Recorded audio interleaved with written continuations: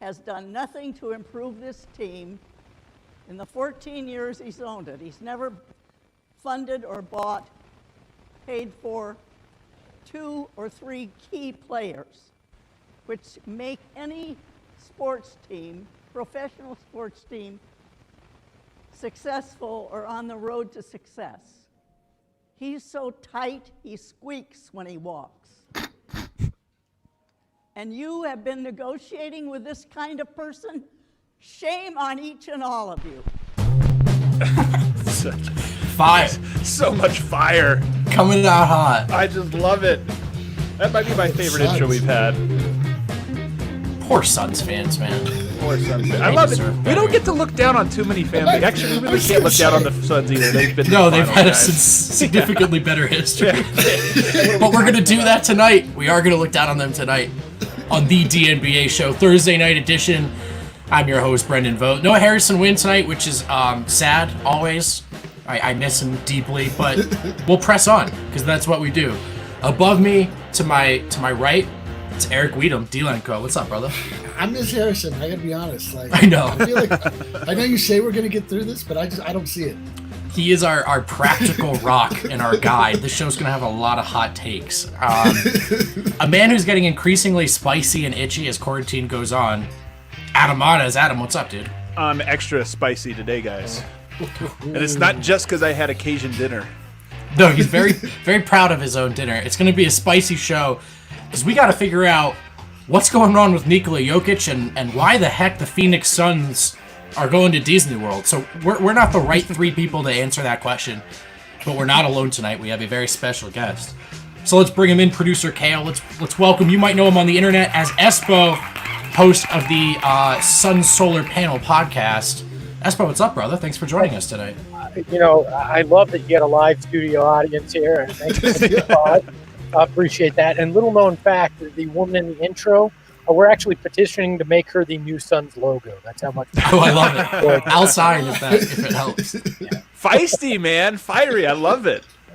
But that's the way we make them here. When it's 100 and something degrees all summer long, you got to be a little spicy. What does she say? He squeaks when he walks? Yeah, that's so how tight. cheap he is, right? He's so tight.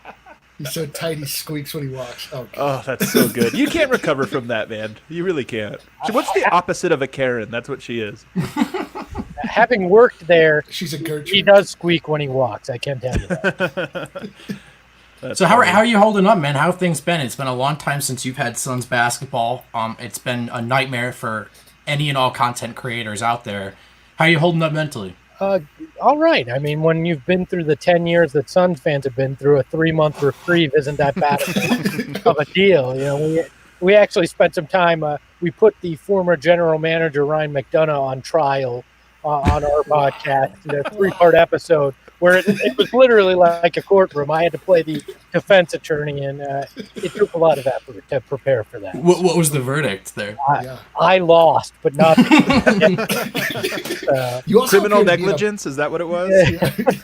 Gross criminal negligence. Yeah. You also appear to be in a bunker of some kind. Is that due to the Suns, or This is where I live now. It's Just this closet. I never leave this padded closet. It's smart. Which again, a byproduct of the last 10 years as a Suns fan. So. Well, there's some natural sunlight at the end of the tunnel. Suns basketball's coming back with 21 other teams, and we will get to that. But before we do, obviously, you're on a Nuggets show. Some very, very big Nuggets news broke today. Or very small Nuggets news. Gentlemen, I'm sure you've seen the images circulating the web. Nikola Jokic, he flew out to Belgrade recently, very recently, to celebrate, I'm going to butcher this, excuse me, Dejan Milojevic, renowned Serbian basketball coach, currently an assistant on the Serbian national team. But the real story is that Jokic was there. Jokic looks great. Jokic got a little 4-pack. Oh, yeah. Got a new drop. He's got a new 4-pack, but honestly, the thing that pops most to me, he's got a new look. Our guy, he's gone from the Walmart tees and the all-green sweatsuits to, like, the Luka Doncic big Euro energy. Oh, yeah. Espo, what do you think of our guy here? Is he looking good? Well, how do you improve your look during quarantine? I know. Like, You're asking the wrong 3 guys.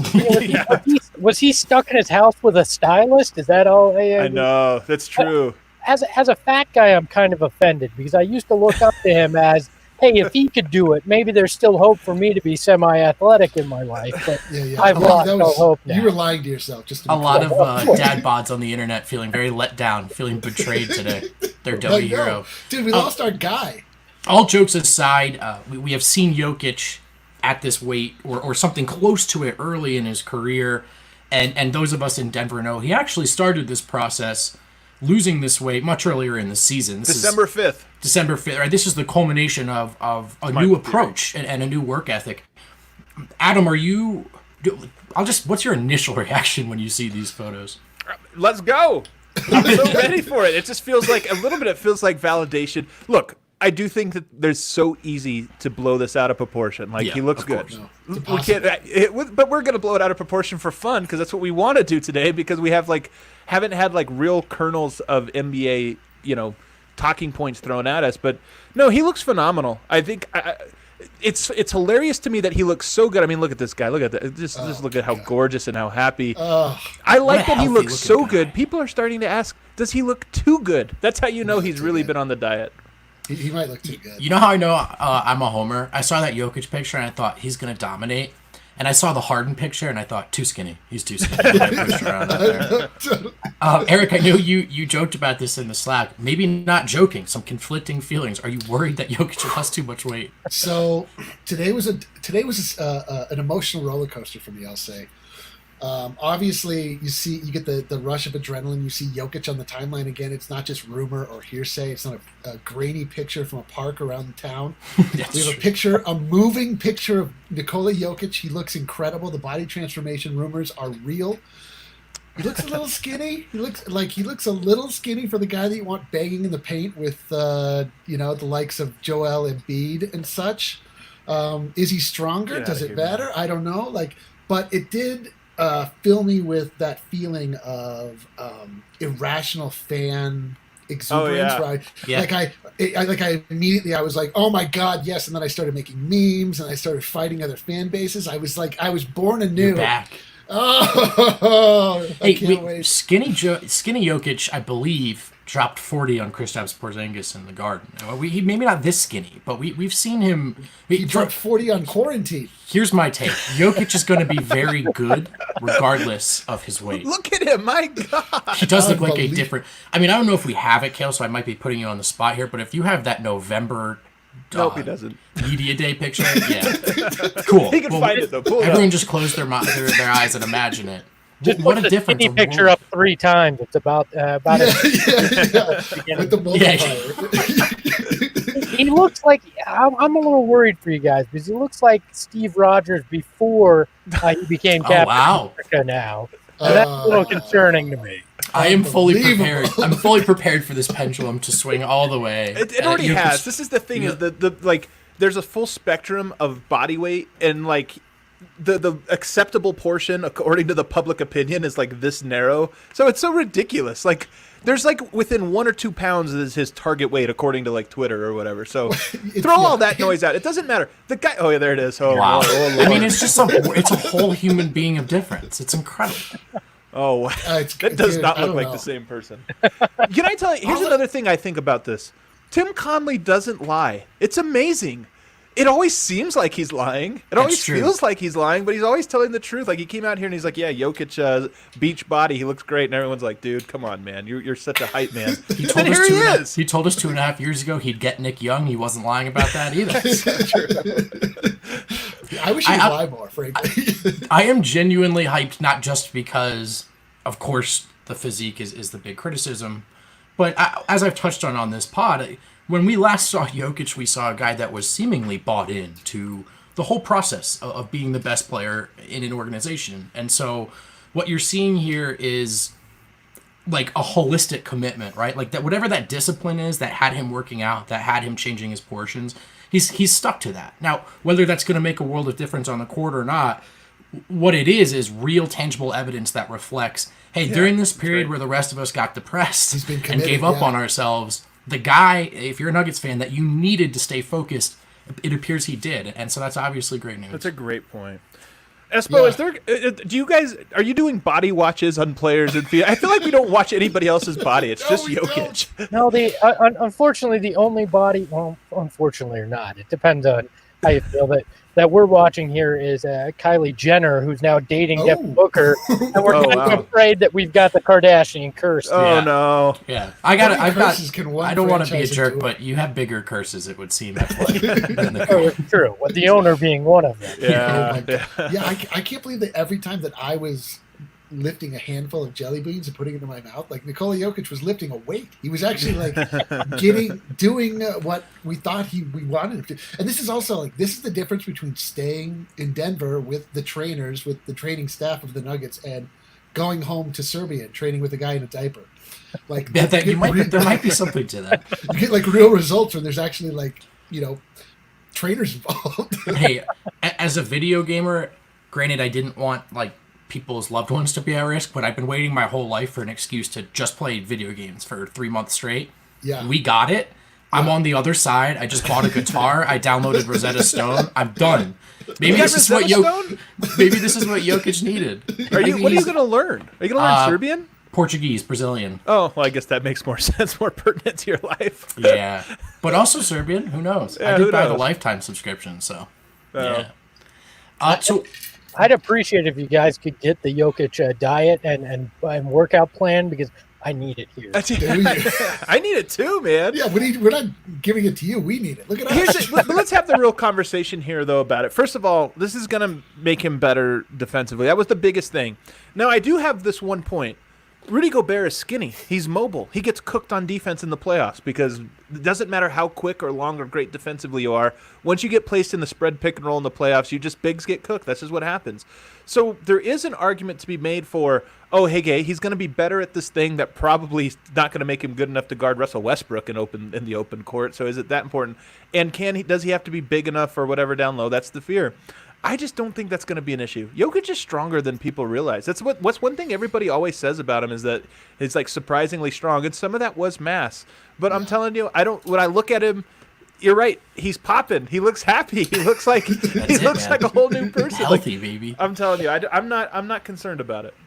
My one thing, my one contention, my one fear is that we've seen Jokic play at a similar weight to this, and that was the era where I spent all my time being he just needs to get bigger and bulk up so he can play that 5. So let's just hope that before he was just sort of naturally soft, like a baby, but now he's now he's skinny, but he's hard like a rock. You want to know my theory? He didn't do this. My theory, and it's been this theory all along. I think Jokic has felt like he could handle every big in the NBA for 5 years, except for one, Anthony Davis. And I think he looks at that and he goes, Anthony Davis is the one guy that just kind of murders me. And that's why I say December 5th was the day that he started. That was the day he got destroyed by Anthony Davis, especially in the fourth quarter. And I think it was after that he was like, oh, man, I've got to tailor myself to him. That's the guy I'm chasing. I know it's a crackpot theory, but I'm telling you, I think he would never admit to this, but I'm telling you, I think it is true. I love connecting these insane dots. Espo, did you think you'd be involved in so much male body talk when you agreed to be on the show today? What is your favorite male form? The second I saw that photo today, I went, yep, this is what we're spending. Yeah, sorry, dude. We did have a bunch of Sun stuff lined up, but hey, we still have it. When you've got the Kate Moss of NBA centers, you've got to talk about it. That's what I said. He looks like Kate Moss. Well, to be fair to us, we actually talk about his body every day. That's true. The fact that this came up, it just is. The only thing is, I was really prepared to stop caring because of 65 minutes of the playoffs, all the things we had seen. I was fully prepared to not. But if he's gonna lose it, I'm gonna notice. He looks like a different person. But the biggest thing I can't.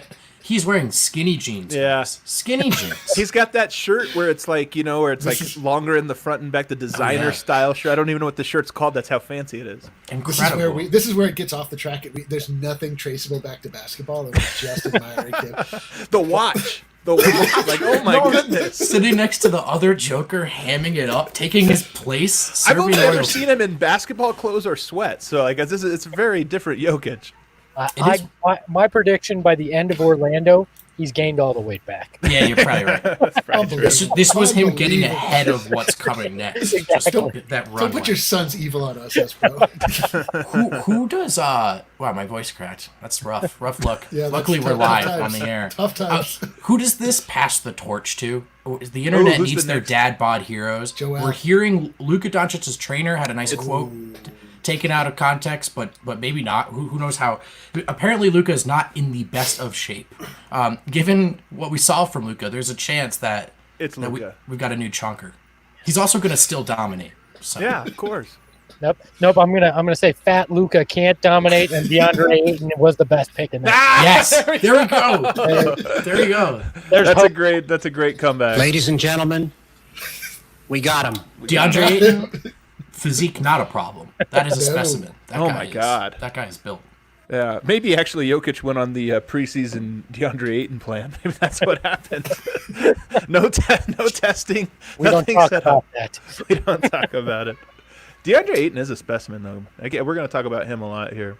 I'm a little uncomfortable with this guy. Adam, do you want to take us into a read, man?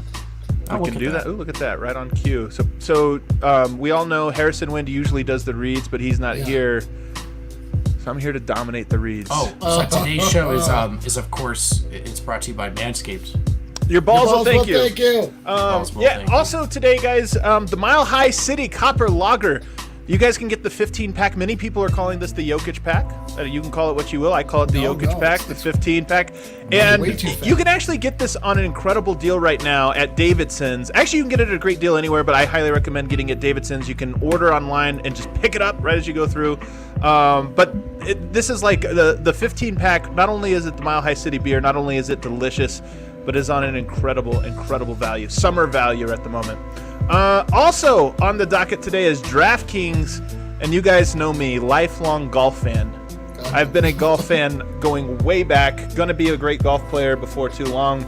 And lucky for us, there's golf this weekend that you can bet on using the DraftKings Sportsbook app. It's different from the DraftKings Fantasy Sports app. The Sportsbook app you download, and it's got all of your prop bets, over-unders, future bets, everything that you want, including, and this is what's so cool about this one, this weekend, Eric can attest to this. You can golf. You can take the screen off now, Kel. There you go. You can golf you can bet hole by hole. So if you're sitting there, you're bored out of your mind, you're watching golf because you must be really bored if you're watching golf. Then you just bet $10 on the hole that you're on, and there you just had a lot more fun, or you got more en fuego, or you got a little more pour. So go on there, check out all of the prop bets. How come you guys haven't interrupted me once? This is very disappointing. Well, I don't know. You're usually it feels weird. Like you're the ringleader of I guess, people. yeah, wow. I guess And I'm the everything. guest interrupt the read. I think it's appropriate that Manscaped was potty talk. We got that right. That's true. Potty That's talk. true. right. And then, can we get a prop bet on how many pounds Jokic actually lost? Can we? Ooh, you know what? We Oh, probably wow. could. Well, I don't know how we would prove that, though. That would be a very tough I'll one to find prove. out. We just had The Jokic and ever-intrepid manscaping reporter. in the same ad. We need to get out of here. Real quick, download the top-rated Sportsbook app now. Use promo code DNVR when you sign up. You're going to want to do that. It helps us. It also helps you. You can sign up for up to $1,000 match bonus when you use it. And then here, I have to do. Harrison always reads the fine print really, really slowly. I'm going to go fast. Must be 21 or older. Colorado only. Bonus comprised of the first deposit bonus and a first bet match up to $500. Deposit bonus requires 25 times playthrough. Restrictions apply. See DraftKings.com/sportsbook for details. Gambling problem? Call 1-800-522-4700. Wow. Nailed Well it. done. Nailed it. Adam's Nailed stock it. report through the roof. Through the roof. Incredible. We transition now from what was, of course, and self-evidently the biggest news of the year to the meat on the bone of tonight's discussion and why we have our friend Espo joining us this evening. NBA basketball is coming back, perhaps on the 30th, not the 31st. So circle your calendars, adjust your clocks. But among the 22 teams returning, well, the Phoenix Suns are included. Espo, I'll put it bluntly. Why? Because the Nuggets need somebody to beat up on and something there to help out. Honestly, I don't understand why the NBA invited us. It's like a pity date to the prom, right? It makes sure maybe it'll be a little fun, but we're not we're not going to win the whole thing. We're not going to get anything overly exciting about it. So that's just not going to happen. So when you look at it, they have I think it's a 1 in 10,000 chance is what. It's a good value bet. Seems high. Yeah. It's higher than when they entered the season, so I guess that's a win, probably. Yeah, and they're narrowed down. Yeah. On DraftKings, can you put $1 on it and just Yeah, of course. If you want to lose $1, go for it. Yeah. If you have no use for $1 in your life, absolutely. I think what it really comes down to is the league was trying to find a way to get as many of the potential future young superstars Yes. of the game in. Yep. And by including Washington, including the Suns, you get Bradley Beal, you get Devin Booker, and potentially DeAndre Ayton, depending on how you feel about him. But I think that's really what this was about, and that's why the Suns are there, because Devin Booker is a guy that I'm sure the league looks at and goes, this could be a potential superstar, and we need to get him in front of more eyes. And there's not going to be more eyes than this relaunch of basketball. It's probably going to be the most watched NBA basketball we've seen in a very long time. Hold on, is Booker, just because the way you said that was interesting, is Booker a bigger star than Ayton? Yeah, By definitely. quite a bit? By significantly. Here, actually, in Phoenix, surprisingly, most fans completely dislike DeAndre Ayton and disdain the fact that he's not part of the team. Yeah, I mean, it comes down to his name's not Luka Doncic. Right. So they're all upset. But when you look at the statistics and what he's been able to do in the first season and a half he's been in the league, they're numbers that we haven't seen from very many big men. But Suns fans don't want to look at that or accept that because, again, he's not named Luka, and that's the problem. I put him in my top 10 for 5 years from now. I mean, There you go. DeAndre, Top 10 player in the NBA. I see it. I see it. If you want me to talk to these people, I'll do it. Ooh, 4 out of 4 out of 4 out of 5. I mean, this Suns team is actually sneaky talented. It may not necessarily add up to much, but that started the season, they came out hot out of the gate, and it was a really fun stretch for Suns fans, I'm sure. How far ago does that seem? Does this team that's coming to Disney World, okay, they're not going to win a title, but can they mess around and get into that play-in 3-game series? Yeah, it's obviously going to be very difficult just because of the math. I mean, they're sitting 6 games back right now. They have to get that down to 4 and leapfrog a bunch of teams in the process. I think that's the more difficult part because everything we've heard about the schedule, they're not going to be playing head-to-head against the teams that are in front of them. So it's going to be quite difficult to jump those teams. But when you look at this roster, they're healthy for the first time since the beginning of the year, which means their bench is stronger than it had been most of the season because when DeAndre Ayton was suspended, you had to have Aaron Baines step into the starting lineup at center. 40 after 3 after 3. Yeah, he was good. He was, but then you had nobody on your bench to back up. You had Frank Kaminsky who had to play backup center at that point. And I get it, we're in positionless basketball, but when you go from Aaron Baines as your backup big to Frank Kaminsky as that 5, it's problematic. And I think that this team will play much closer the way it played in November than it did in December and January, where we saw them kind of drop off the table. I actually think they have a chance to go 6-2, 7-1, depending on how the schedule plays out. If Devin Booker is up to the task, right? This is where we find out, is Devin Booker really a potential superstar in this league, or is he just a guy that can score really well? I was gonna ask, like, how long is somebody in the league a potential superstar before they're just like a guy? I think with guards, especially like guards that are best off ball, or like he is, he can play off ball or whatever, but I just think that those guys are maybe the lowest leverage. Like, you put them on a bad team, they're not going to make a bad team good. But you put them on a team that can actually play, and they're going to make them great.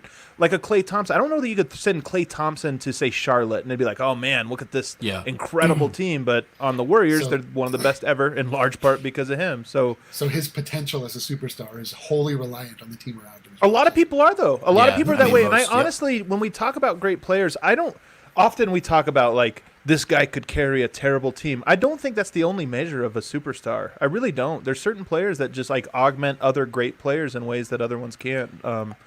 But Devin Booker, it's funny we're talking about Jokic and did he lose too much weight. I like Devin Booker this year for the first time. And my one complaint about him was I felt like sometimes he was too unselfish.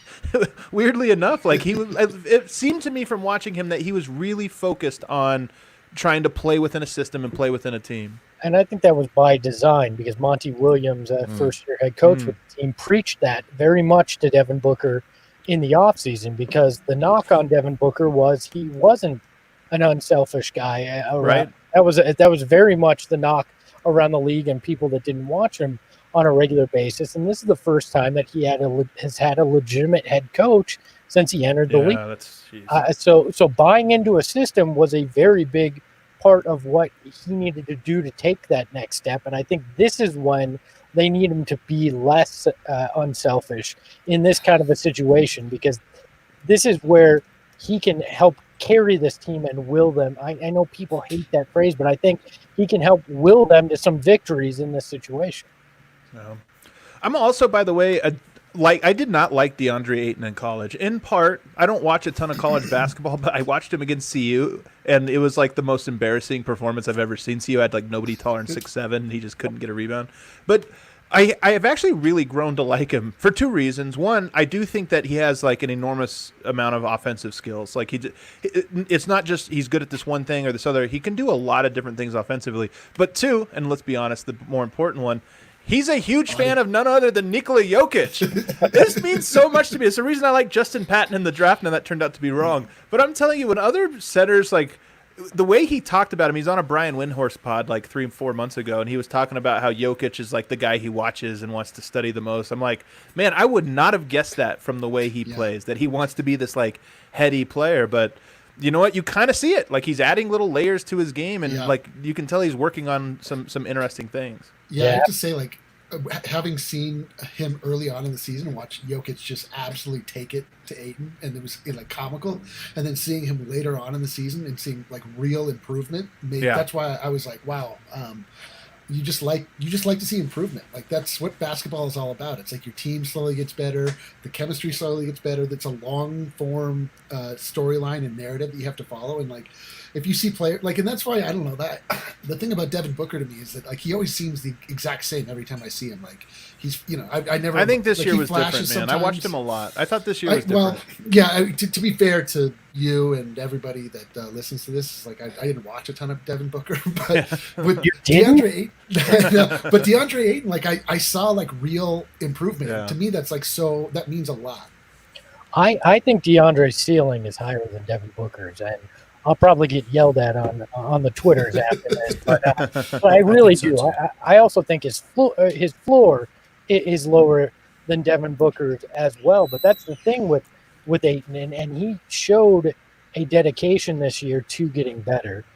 He is trying to learn and progress, and I think people forget how young he is, how raw he is. Is he 20 or 21? I believe he's 20. Look it up right now.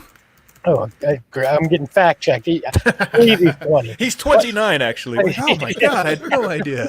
Thank you. Yeah, Danny Albano. He's 21, but it's whatever. Yeah. Who's checking? I've lost track of time, so we've been in this run 6 months. So, I think people forget how young he is, how raw he is. He came to the game late, and this is again. I think this is again for him the first time he's played with a true head coach as well, and I think Monty Williams has really taken him under his wing. And I think the PED test earlier in the year was a wake-up call that this isn't some joke. You have to be dedicated and figure things out to truly have an impact with a team. And I think he took it to heart that he let his teammates down at the beginning of the year. Also, when I think Ayton, Jokic, I of course think about Ayton's, was it second game in the league when Jokic dropped that perfect game triple-double on him? 35-point triple-double. I was in the away locker room after the game, and Ayton had some things to say about the officiating. Again, he had just made it to the league. He is not that used to was his being, first game, right? Right, yeah, or second, or one of the two, right? So he's not used to being dominated in this way, especially by guys that look like that. And so his first thought in the moment emotionally was blame the refs. I love the growth that's reflected in him all this time later, looking back at that game and saying, no, that's actually the guy I want to learn from. To me, that tells you this is a guy who's sort of focused on the process of getting better. That's a great story, Vote, and I'll accept it. But can you imagine complaining about officiating in your very first NBA game? Well, he's also learned from Jokic. You're supposed to scream at the refs. If he's learning from Jokic, that is. The problem is he is very immature, so that does not surprise me in one bit that game 2 of his NBA career he reacted that way. Right, of course. He was young, but he's grown. He sounds like he's grown up, and so I just think it's cool that his perspective on that specific thing has changed. Do you feel there's some Dwight Howard vibes from him, personality-wise? I think it's more Shaq. Not necessarily game, but personality-wise. But in terms of, he very much wants to enjoy the game, enjoy life. But I think we're starting to see him get that serious side as well. He's in much better shape than Shaq was, so that's a plus. He hasn't come in lumpy yet to a season. Hopefully, he doesn't come to Orlando that way. But all these guys, we always try to find that comparison in terms of personality or game, and I don't think it's fair because he's definitely his own kind of person, but he does very much take an approach to the game where he at least his first year was very wide-eyed and amazed that he was out there on the court with some of these guys, and then sometimes in awe of who he was going up against, and that's starting to wear off. But I kind of appreciated that too, because I think about it and you go, if I went out there and started working with people that I've looked up to for years, I'd probably be a little bit in awe too. So it felt very good to me. It's like you looking at Adam on this show right now. Exactly. Wide-eyed. It is. I have the greatest admiration. I'm just honored to be here. All right. Given that the Suns will be in Disney World, whether they should or shouldn't be, what from the Phoenix perspective, the Suns base perspective, what are the crucial data points you might hope to gather? What are some of the questions you might hope to see answered in something that approximates higher leverage basketball? Well, what I hope to see how Devin Booker reacts, because this is the first meaningful basketball he's going to play basically of his career. He has not played in games that have a legitimate impact on potential playoffs, whether it's for the Suns or for most of the opponents that they're playing. Usually he's either shut down by this point or the Suns have been so far out of contention it didn't matter. So I want to see how he handles that pressure. Does he rise to the occasion, or does he kind of fall back and not be able to handle it? That's going to answer a lot to me. Seeing Kelly Oubre, if he comes back from injury, I want to see that. I want to see how he plays better. And there's a decision the Suns have to make this offseason, whether they want to use him as leverage in a trade or if he's a long-term option for the future, because they signed him last year to a 2-year deal. So he'll be entering that final year of the contract. So I think this is a big 8 games for him, for the franchise to try to understand what his future with this team is. I love having other teams' perspectives in here, and you find out every team is the same team. Where like every right. Like all of us are looking at all of our teams and all of our role players in the exact same way. Like every offseason is a big offseason for somebody. Like you have to Well, that's the NBA now, though. That's the NBA where everything is not like, oh, we got these guys for forever. It's like, I mean, the Nuggets are going to be this way. We're 2 years away from MPJ having his free agency. I mean, like that's very soon. You know? But it's also part of why that title or bust stuff was always mythology, right? I mean, we know as people who cover the Nuggets and the Suns, not exactly nationally covered or loved teams. You have to celebrate that. You have to celebrate these, right? Like it. Everything that happens in these summers matter, right? Like the small decisions, for sure. Golden State didn't become Golden State overnight, right? And they were having these sort of approximate and equivalent decisions they were having to make 3-4 years prior. And so all this stuff always matters to us, and these gears are always moving, whether or not it seems that way from the outside. Well, and this year's going to be even more so with the offseason, because the fact that the cap isn't going to go up the way that they thought because of the lost revenue. means it changes a lot of plans for a lot of teams, and there's going to be tough decisions to make just based on the economics of all this. I know. Exactly. Are we going to get the bizarro version of the cap rising offseason where Mascot made $100 million? Oh yeah, that's like some great players going to be on a terrible deal. Yeah, where just like amazing players just get screwed. Which would also, I mean, you can't really project this stuff, but let's say the cap rebounds, and then there's a team who's got some guy on a great deal, right? And that matters going down the line. It will happen. I was going to say this though, because I actually really like Phoenix's team a lot. Like we were going through the list and just talking about guys. There's a lot of guys on the roster that I think can play. It hasn't come together, I think, in large part because there's been like 30 coaches in the last 12 months or something. I don't know if that's, you can fact check me on that number, but it's something like that. But no, I think they're a good team. But when you look around the landscape, they're all good, and that's the thing about it. Even with Denver, I'm like, they're a really good team, man. Just a couple more years, they'll be even better. Yeah, but so will all these other. So will the Mavs. So will every team is going to be better in 3 years. It feels. Do you kind of get that same outlook where you're like, I really trust this young core, but there's all these great young cores. If you really like the Suns, I am happy to trade them for the Nuggets. Well, I don't like them that much. But no, certain pieces I'll trade. We can talk. I very much feel that way, though. The reality is the Suns have made an immense amount of progress this year from basically the basement to the sub-basement.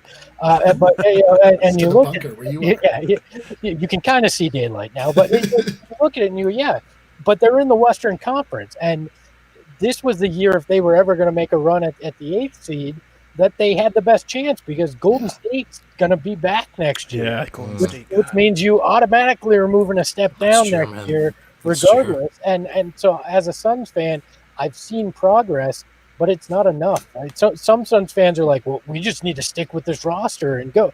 It's like, yeah, and you're going to wind up with a 35-win team again, which isn't where you want to be. There needs to be additional progress, and I like the young core.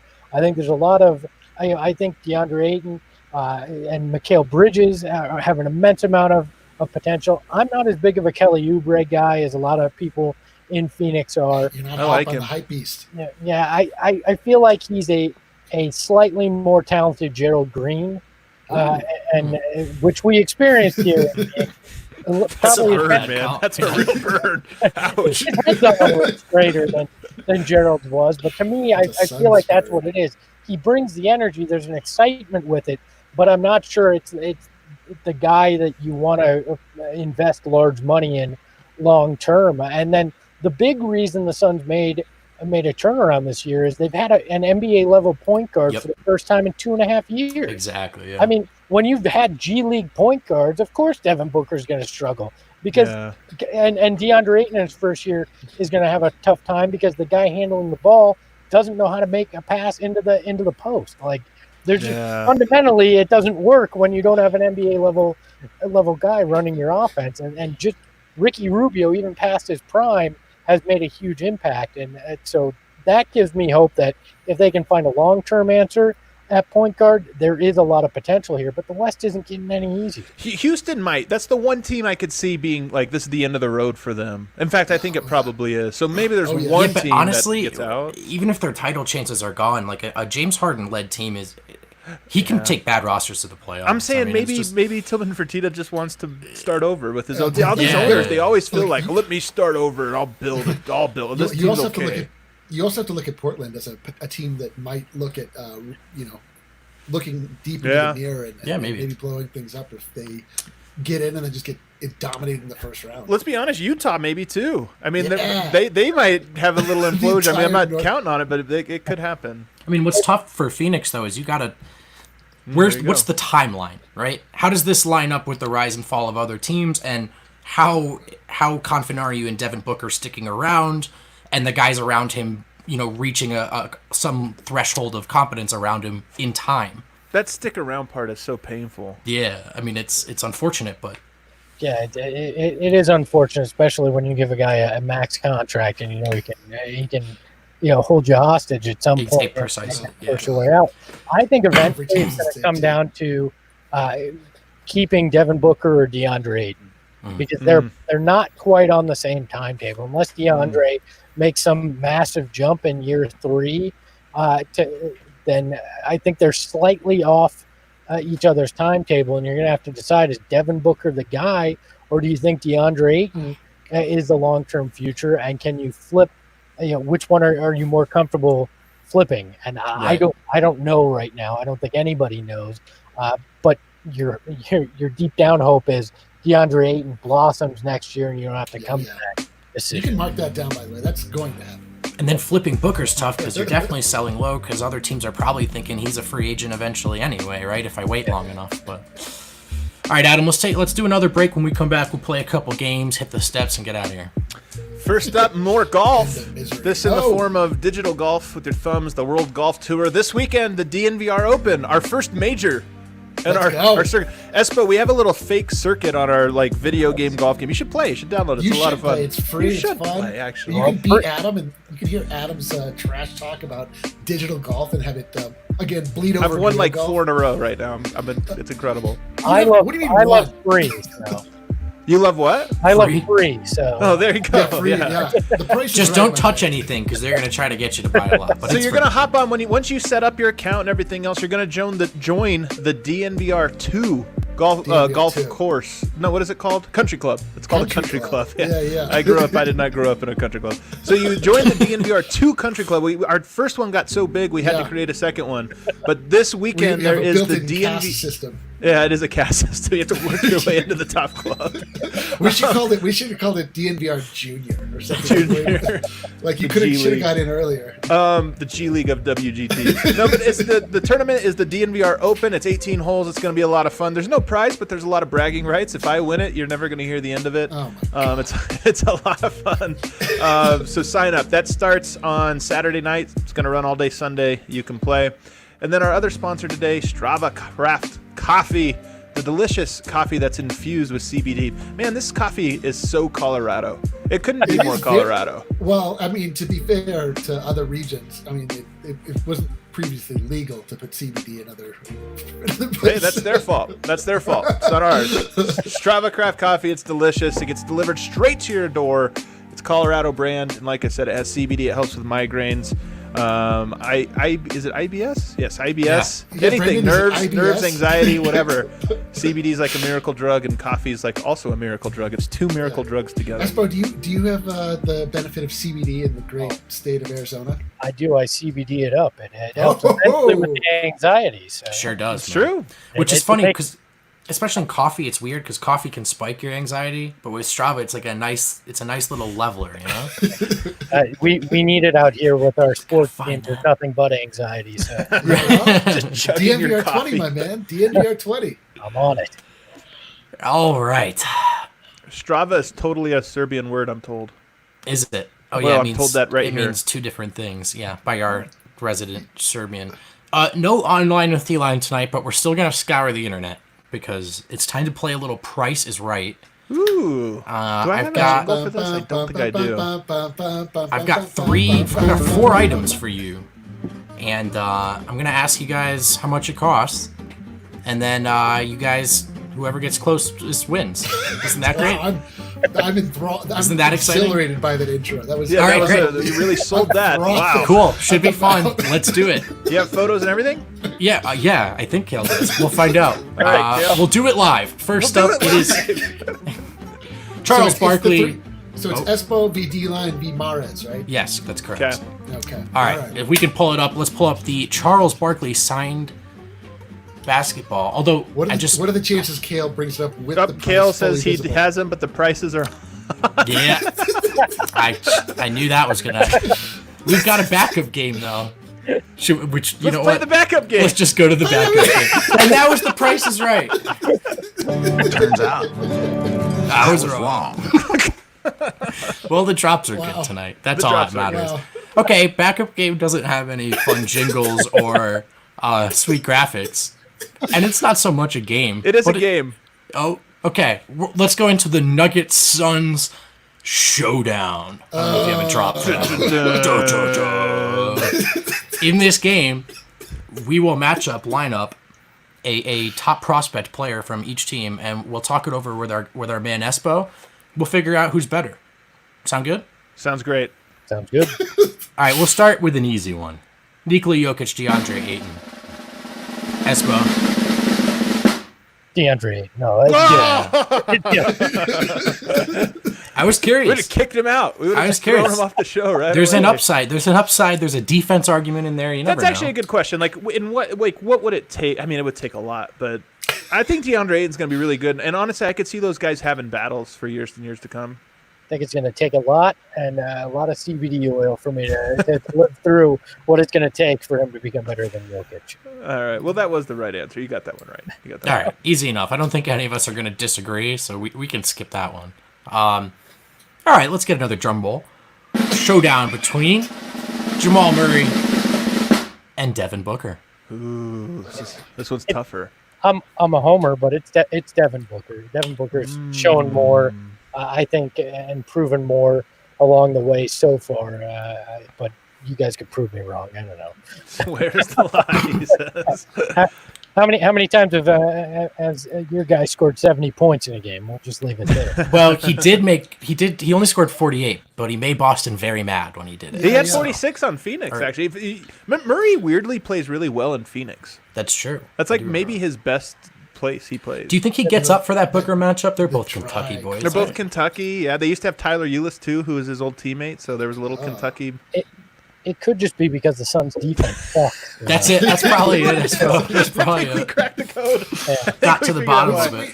But here's the thing about Booker. So he scored 70. Like, what has he scored on a balloon figure since? I feel like he has that 170, and then it's just like a bunch of 22-point games. No, he's had a bunch of 40. He had a 59-point game as well. Then I guess I got to go. I want to hear what the comment section has to say here, though, because I do actually think this one's interesting. I don't know where I would go on this. I do agree that I think Devin Booker has had some very obviously impressive moments. I like Devin Booker a lot. I'm not one of these guys that hates him, and I am lower on Murray than most people in Denver. But I have to say, Murray, and we talk about this on this show a lot, Murray in the big moments has kind of come up big. Like in the playoffs, he was very good. After the first couple games, he was very good. And there's just been so many like just important fourth quarters or this or that throughout the season that he just seems to always rise to that occasion. So I'm giving the argument for Murray, even though I think it's pretty much a toss up for those two. I think that's the one thing you can point out with Devin Booker is he has not, as I said, hasn't played an important game, has never actually been on a team that has sniffed winning. So it's easy to discredit what he's done just for that simple fact. Yeah, I mean, it's right. I mean, it's just the Suns. Are they building winning habits? Can they play not just well, but well on a good team, winning basketball? And it's really easy to say the answer for Devin Booker is no, but do we know that? Of course not. I mean, he's in a situation where he would have to be really one of the 5 best players in the world to single-handedly turn that thing around. Like, how does Jamal Murray's racked up a lot of wins, and he's played a lot of winning basketball. I think that's the argument. Of course, might we say the same thing about Booker if he's playing alongside Jokic? I think that's probably the It's case. noteworthy that somebody named Murray Center gives the edge to Booker. So, yeah, I think that might have closed the door. That's a win for me. I think that's a huge win. So, all right, I'll concede that one, even though I actually in real life I think it's like a toss-up. All right, we'll see where you go with this. I think here's what's interesting. I think back to our earlier conversation. I think Booker would make a very good team better than Murray would, and I think Murray would make a bad team better, if that makes sense.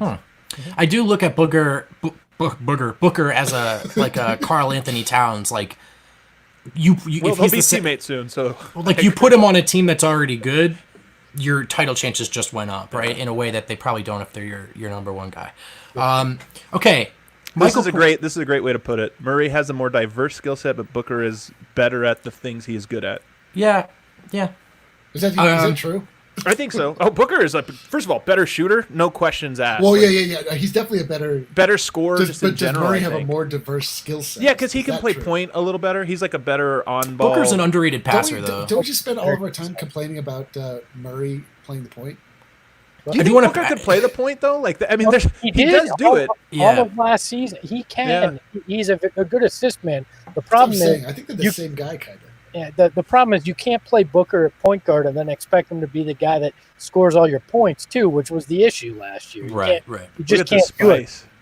Wow. But that's true. He does. His playmaking skill set is underrated. All right, Booker wins. You've convinced me. All right, we'll move on. I like this Booker one. A too. couple different ways you can go with this one. Oh, hold Answer on. may seem obvious, but maybe practical heads will prevail. Michael Porter Jr. or Mikal Bridges? Ooh. I will probably go Michael Porter Jr. Oh, wow. You're such a homer. I'm not for going to us. argue. I'm not going to argue for my guy here. I think Mikal Bridges is a year or two away from being something very special. I both like him. defensively and beyond the arc, but he's not. He's just not quite there yet, and I don't think his potential is as high. And he does two things very well. He plays defense very well. He's going to shoot the three very well. That's what you're going to get out of Mikal Bridges. And if he does that, it's a success for him, but I don't think he's the better player right now. He's sort of the Gary Harris of that team. I actually really like Bridges. I think Bridges is a really, really good player. In fact, I would swap him and Gary Harris in a heartbeat. I mean, the other thing, too, and this is sort of the obvious. Very spicy. Hold on. Whoa. MPJ's got all this talent, but, Bridges is going to play. And a guaranteed 3-and-D guy over 4 years, It's a real bird in the hand is worth two in the bush argument. So yeah, I think there's an Birdie's argument. the best player in the NBA that can't get on the court. Isn't that the guy that we're all the most fascinated with, though? Is that Yes. guy? Oh, The of course. backup quarterback. If only he could get on the court. The thing is, every time he's on, he dominates, and then he just goes back because he missed a rotation once on an inbound pass. It's like, come on. It's unbelievable. He's also that back durability. Well, Of yeah, course, well, questionable. I mean, that's And obvious. It's kind of a bummer, but Am I playing this game wrong? Am I supposed to be a complete homer? No. Just wanted no. Actually, what you're supposed to be doing is playing The Price is Right. But Which you're playing very wrong, by the way. that shit $1, we're all all- right? $1. Okay, I went too Kelly Oubre Jr. or the fallen angel Gary Harris. Oh, come on, dude. Man, this is an interesting one. I'm gonna say push. I'm not a big push. Oubre guy. I'm just not like. You'd be a big Gary He gets Harris the guy. crowd. He gets the crowd into games. He gets his teammates into games. But then he also has so many lapses on defense, and he'll throw errant passes that don't necessarily make sense. I struggle with trying to really stand for Kelly Oubre. Oubre is 6'7", Gary Harris is 6'4". Oubre this year is shooting a higher three-point percentage than Gary Harris, although career-wise, Gary Harris has the edge.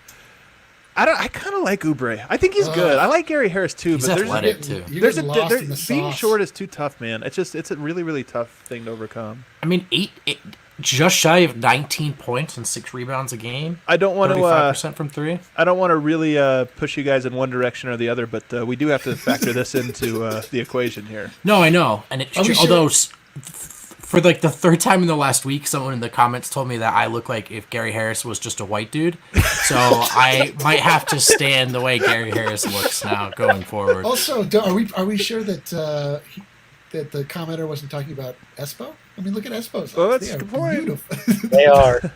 I appreciate that somebody finally noticed it on this show. What else we got? We You're got another killing one? it. No, I don't. But we do have someone who's ready to play the steps. How about that? Ooh, let's bring him on. Somebody to climb the steps. Who is it? Espo, the steps is. our guy it's our guy Huckleberry. Huckleberry. Hey, One of the Previous newest Steps Denver champion. transplants, a diehard, dare I say, a budding regular at the DNVR bar. Huckleberry, what's up, man? doing good. How are you guys? We can't complain, dude. Jokic is feeling great, so we're feeling great. Looking great. Looking great. It all flows from there. It's a stigmata. We feel how he feels. Espo, I don't know if you're familiar with the steps. It's the show. It's the game that's sweeping the nation. Our guy Huckleberry here is going to work his way through a series of NBA general trivia questions, and we're going to try very, very hard to give away some stuff from Brett. We are trying so hard on this one. But here's the This deal: is the easiest steps we've ever had. you're his helper, so you can chime in whenever you want. You can straight up tell him the answer if you know it. You're But if you're screwed, Huckleberry. yeah, if you're wrong, it also falls Oh, on you, great. and you'll be mocked on this show forever. So let's do it. Let's do And it. the Let's greater get to it. internet. Yeah. Am I doing this or you vote? Do you want to do it, Adam? I'll do it. All right, here we go. We didn't talk about that in prep. Number 1, which team lost in the 1993 NBA Finals? I think I have a colors back here. If I'm familiar with yeah, NBA it's colors. gonna be the Phoenix Suns. That is correct. Yeah. Number 2, just as hard. Which NBA team does Chris Paul currently play for? It's gonna be the Oklahoma City Thunder. That is also correct. Yeah, 2 for wow. 2. You Unbelievable. haven't even had to use your helper yet. Is RK in your apartment, though? We need to know that. Like, where's he feeding you answers from? Oh, yeah, that's right. Oh, that was right. He was cheating last time. Yeah. Number 3, Uh, what team does Brad Stevens coach?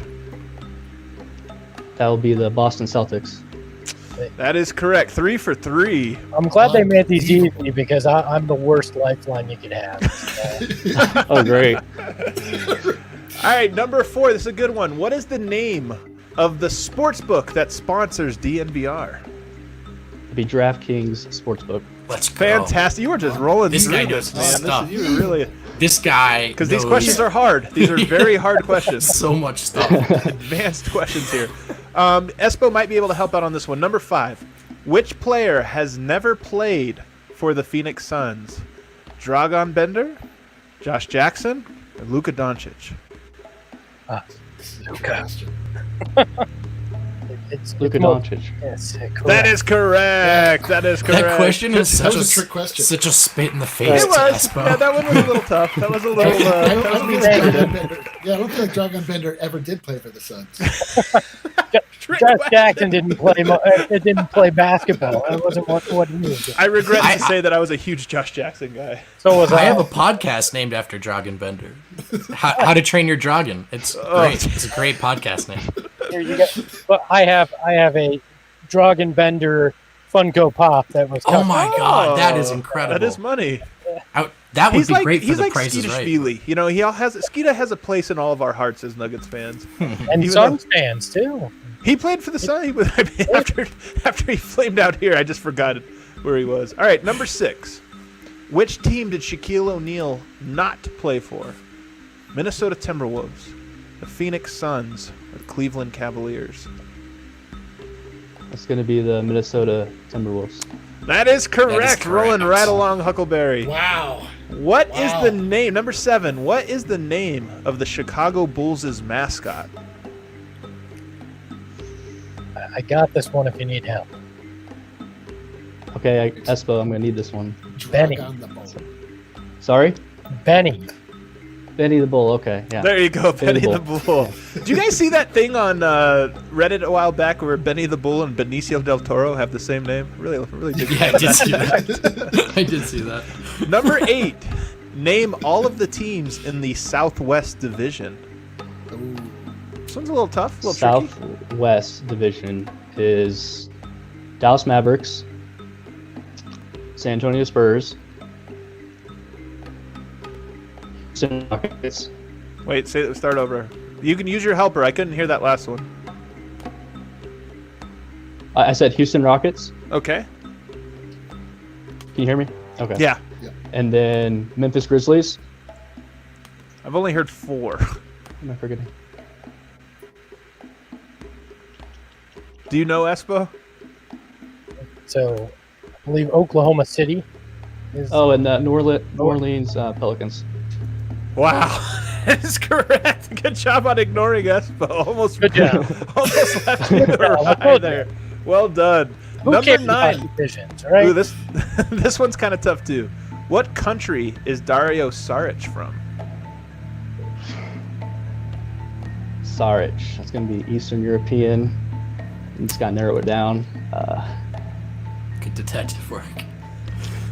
I don't Do you, think I actually know this. Espo, do you have any hints here, Espo? Or I'm Yeah. trying to think myself here, trying to remember. Man, these 3 months away from basketball is just rotted my brain.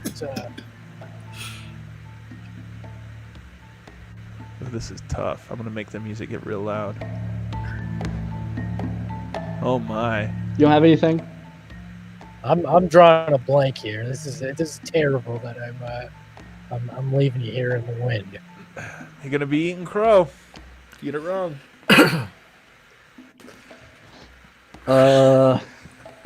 I'll say Croatia. Wow! He got it amazing! Way to come through! Absolutely incredible. Like I said, I'm absolutely no help. Oh, I thought he was dead. Oh no, this one's really hard, Huckleberry. Yeah, I'm sorry, but it's 10. If you get this one right, I'm telling you, you get 2 prizes. So this is a big one here. You're guaranteed one prize. Right. Name at least 3 members of the Denver Nuggets coaching staff. Mike Malone. This is a good one. Good call. This is tough. Yeah, and we haven't talked basketball on the show in months, so. Wes Unseld Jr. Oh man, he's got 2. Oh man. Oh, the music bill. I'm tense. Oh, jeez. Espo, do you have any ideas? You want assistant coaches for the Denver Nuggets for the Phoenix Suns? Come on, I got Espo. nothing for you here. What the hell, Espo? I can't name a single Phoenix Suns assistant coach. That's so Vinny true. Bull on the bench in Denver. We gotta have a guess, man. I don't know. From watching the games, I can just see his face. I have no idea what his name is, though. So, I mean, that doesn't help me at all. I love that you're gonna have to Coach guess a Ed name, just like a random name. Can you describe his face for us? Actually, Yeah. don't do If you that. can do a police sketch that gets us You got anything, Huckleberry? I can't make up a name off top. Ah, he's out of He's here. outta here. He's out of here. He did win 1 prize, though. Guys, tomorrow, you're going to want to hop on the steps. I'm telling you, today the questions are easier, I would say. The questions are And it's easier. almost like they might keep getting that way. They might keep getting easier over and over Until- again. You got Jordy Fernandez, of course. You have Felipe Eichenbach. I think I said that Yeah, I right. can't believe you didn't Nope. get that one. You have David Adelman, Jordy Fernandez. Did I already say that one? Yeah, you got. There's a handful you could have picked from there, but actually vote. I don't know why I'm doing this. Yeah, I mean, you can if you want, dude. I'm chilling. I think I just froze anyway. So, hey, that was fun. Espo, thanks so much for hanging out with us, man. I appreciate Yeah, the Espo, insight. you were great. I- Also, go ahead. I'm just gonna say I'm hurt. The Price is Right is my game, and then I screwed the script up. So You're it was a hurt. bad second half. Oh man. Yeah, And we've not devastating. given you a proper shout out for wearing the Rocky Mountain Vibes hat. Oh, Look yeah, at that's this. awesome. This man comes correct when he comes to the Denver-based podcast. We appreciate you, my man. You're lucky. This is the only Denver, Colorado thing I own, and I remember. So. Everybody go follow him. He has one of the best Twitter handles in all of Twitter, @ESPO. It's incredible. It is Espo. incredible. Nice and easy there. It's written down for you. Hey, thanks to Espo for hanging out, giving us the Phoenix perspective. Thanks to Huckleberry for hopping on the steps. And thanks, of course, to all of you for hanging, commenting. Let's do it again tomorrow. Friday show. We'll talk to you at noon. Peace. I love this song.